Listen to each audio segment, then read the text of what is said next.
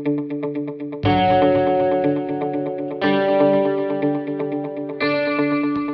so my name is Livia, and I'm 32. I'm Alex, and I'm 29. Perfect.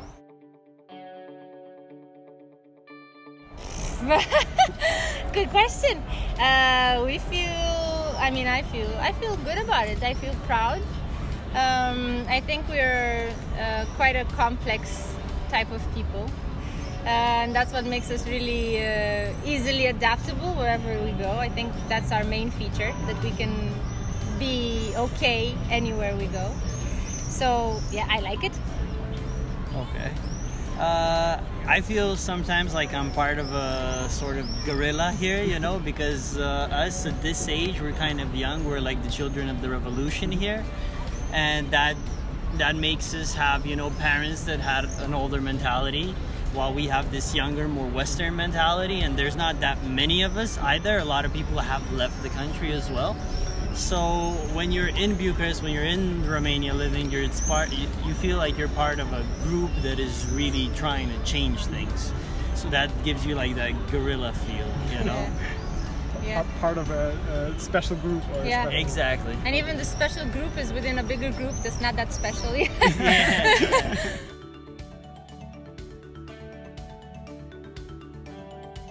I like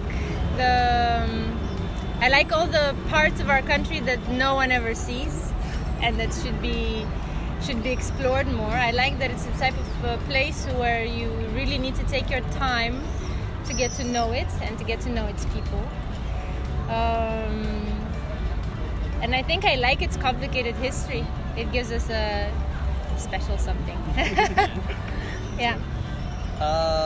Like she said, you need to take your time to get to know the country. It's the same with the people. You need to take your time to get to know the people. It's not like in some other Western countries where everybody's all smiley, like in England or in Denmark. Everybody smiles right from the beginning. But with us, we smile less at the beginning, but once you get to know Romanian, you get a really good connection. So for me, it's really the people. I like the people most about Romania, at least those guerrilla type of things. Yeah. A lot of people.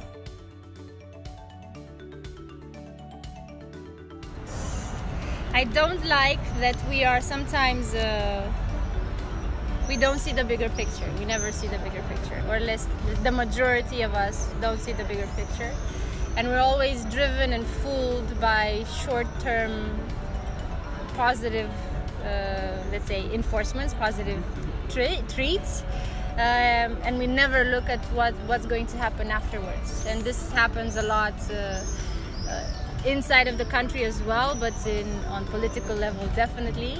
Everyone just thinks about their own little part, and then the rest it doesn't matter. This I really hate. Yeah, to some extent, I definitely agree with that. But it's also the fact that a lot of Romanians are like sheep. In some ways, we do a lot of what our neighbor does, and we think about a lot about what the people around us think or do, and we really try to fit in with that crowd, and we don't zoom out to see what the effect is on our society and in general. So I think this is actually one of the reasons why we've had communism for so long. This is one of the reasons why we've endured so much corruption for so many years. It really takes a long time for Romanians to stand up and fight before they even realize that they're getting their ass kicked, you know? But I think that's the main thing. And you can see it in many aspects. Like you can see it in our pollution. You can see it in the way we recycle our garbage. We don't. You can see in the way we punish our politicians, which we don't. Not enough, at least. You can see it in all these things. And the people who couldn't wait for those things to happen, a lot of them left the country. Yeah. Traveling. That's good. That was my first thing. I don't know. Don't think about it too much. No. Opportunities, market-wise, you suddenly have people that will travel here. You suddenly have a market to which you can sell whatever you want to sell, market, without tariffs, and it's just and the place to go and learn and to work and give some of your value while bringing some other values back to where you're from. It's in terms of creating value, it's synergy. Yeah. That's what I think about when I hear the European Union. Synergy, that's like the one word.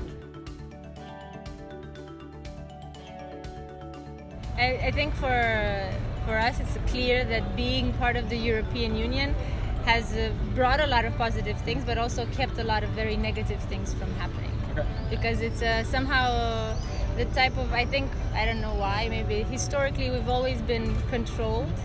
So knowing that there's someone else from outside of our country controlling what's going on gives you, it's like they can be stopped. They cannot go all the way. Yeah. Something will tell them to just cut it.